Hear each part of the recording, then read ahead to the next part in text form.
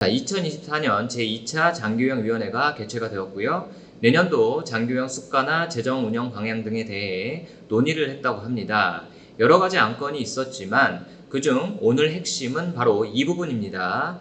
요양보호사 인력 배치 기준 강화 및 외국 인력 활용 확대 방안, 바로 이번 장교형위원회 안건 중 핵심이었기 때문에 이렇게 따로 보도 참고 자료를 배포했다는 거죠. 제목 읽어보면 요양보호 분야 전문 외국인 근로자 활용 확대, 특정 활동 비자에 요양보호사 직종을 신설하고 2년간 시범 운영을 시작한다. 그리고 국내 체류 동포의 요양보호사 자격 취득을 장려하겠다. 자, 이렇게 외국인을 요양보호사로 적극 활용하겠다는 배경은 바로 이런 겁니다. 2025년 초고령 사회 진입을 앞두고 요양 서비스 수요가 급증하고 있으나 국내 요양보호사의 고령화 등으로 인해 돌봄 인력 공급이 부족하여 현재 요양보호사 평균 연령이 61.7세라고 합니다. 그리고 2027년이 되면 부족한 인원이 7.9만 명이라고 예상하고 있습니다. 그래서 이러한 문제에 대한 대책으로 요양보호사 자격을 취득한 젊고 전문적인 외국인 근로자 활용을 확대할 필요성이 제기되었다라는 겁니다. 그래서 공식적으로 변경되는 내용은 국내 대학 졸업 외국인의 유학생을 대상으로 요양보호 분야 취업을 허용하는 특정 활동 E7 비자에 요양보호사 직종을 신설하고 연 400명의 범위 내에서 2년간 특정 활동 자격 취득을 허용하는 시범 운영 계획을 수립하였다. 자, E7 비자라는 것은 법무부 장관이 특별히 지정한 88개 직종에 한해서 취업을 허용하는 비자라고 합니다. 여기에 요양보호사가 해당되지 않았었는데 넣어준다는 거죠. 이 내용을 좀 더 구체적으로 보면 사실 올 1월에 보건복지부의 요양보호사 양성과정 지침이 개정이 되었었죠. 올해부터 요양보호사 자격증 취득과정에 시간도 길어졌고 치매 관련 과목이 추가가 됐고요. 비용도 비싸졌죠. 다 아시는 내용일 겁니다. 그런데 새로운 양성 과정의 내용 중에 외국인 유학생이 국내 대학을 졸업하게 되면 요양보호사 자격을 취득할 수 있도록 바뀌었죠. 거기에 추가적으로 이번 달 7월부터는 졸업생뿐 아니라 현재 재학 중인 외국인 유학생까지 요양보호사 자격 취득이 가능하도록 허용될 예정이라는 겁니다. 게다가 법무부는 국내 대학 졸업 외국인 유학생이 요양보호사 자격을 취득하고 요양시설에 취업할 경우 특정 활동 자격 취득을 허용해 주기로 했다라는 게 바로 핵심입니다. 거기에 추가적으로 방문 취업 동포가 요양보호사 자격을 취득할 경우 체류기간 계속 연장이 가능한 재외동포로 자격 변경을 허용할 예정이라고 합니다. 이렇게 조치가 되면 요양보호사로 활동 중인 방문 취업 동포의 장기 근속이 가능해지면서 신규 진입 또한 증가할 것이라고 정부는 기대한다는 것이죠.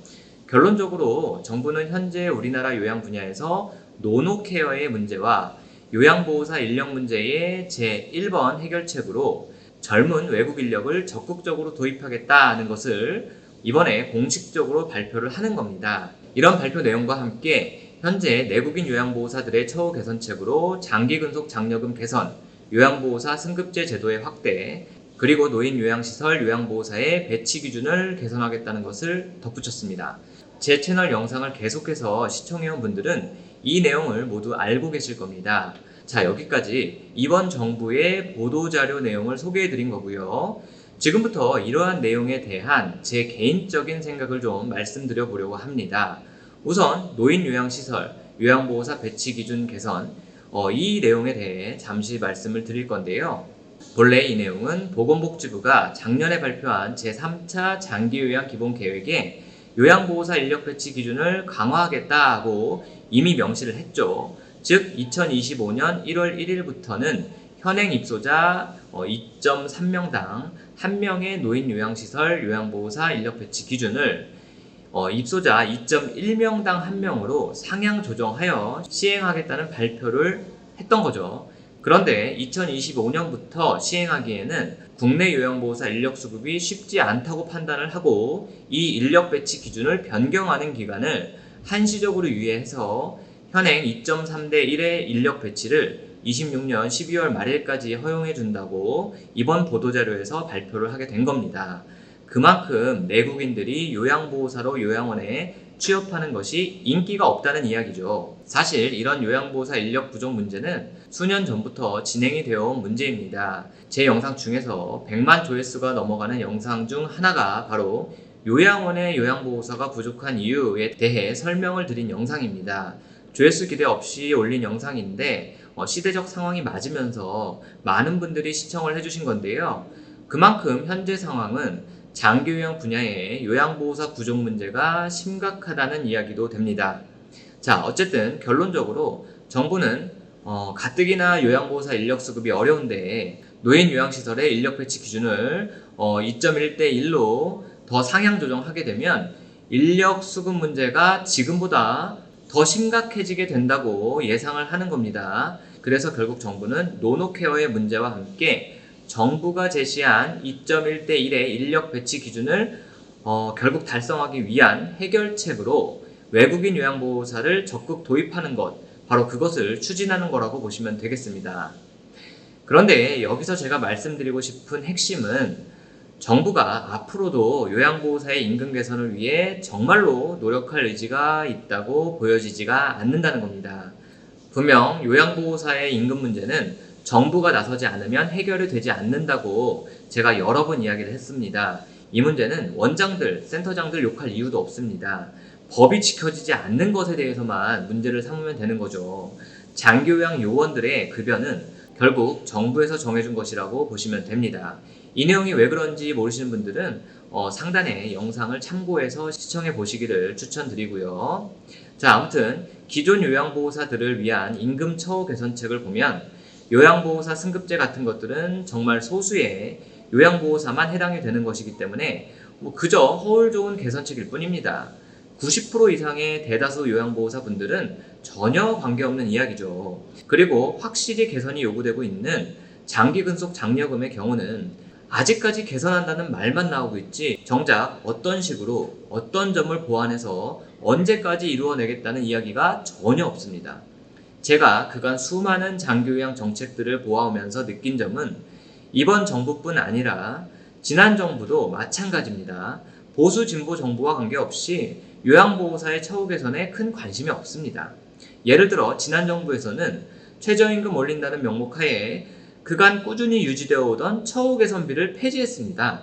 결국 요양보호사 입장에서 보면 최저임금이 많이 올랐지만 최종적으로 받는 임금은 큰 차이가 없었던 거죠. 자, 보수나 진보나 어떤 정부에서도 요양보호사들의 임금 인상에 관심이 없다는 이야기입니다. 물론 현 정부는 과거와 달리 초고령화 및 초저출산이라는 어려운 과제에 직면해 있습니다. 그렇다 보니까 젊은 외국인 근로자들을 적극 도입하고자 하는 의도는 충분히 이해가 됩니다. 하지만 그간의 정부의 정책들을 지켜보면 이것이 정말 요양보호사들의 임금과 처우를 생각해서 펴낸 정책인지 알 수가 없습니다. 장기근속 장려금의 경우도 이것이 언제적 금액이고 문제점이 수두룩한데도 작년부터 말만 개선하겠다고 하고 정작 구체적인 내용은 나올 기미조차 보이지가 않습니다. 정말 문제는 정부가 현재 요양보호사 자격증을 가진 내국인 인력들이 취업해서 오래 근로할 수 있도록 하기 위한 실질적 제도 마련이나 노력이 전혀 없다는 겁니다. 마치 안 할 수는 없고 그래도 흉내는 내야지 하는 정도 수준의 정책들 뿐입니다. 협회나 단체들도 노력이 부족합니다. 얼마 전 안내해드린 요양보호사 2급 자격증 제도를 다시 부활시키자는 그런 주장을 하는 협회, 이런 주장들이 정말로 요양보호사 처우 개선에 도움이 되는 것일까요? 저는 전혀 아니라고 생각합니다. 현재 남아도는 자격증 1위가 아마도 요양보호사 자격증이 아닐까 하는데요. 일단 이 내국인 인력들이 왜 요양시설 근무를 회피하고 자격증을 놀리고 있는지 근본적인 문제 해결을 위해서 진짜 대책을 세우고 노력을 해본 다음에 그래도 안 될 경우에 외국 인력 도입에 적극적 문호 개방을 하는 것이 맞지 않는지 제 생각은 그렇습니다. 오늘 영상은 여기까지 하겠습니다. 시청해주셔서 감사합니다.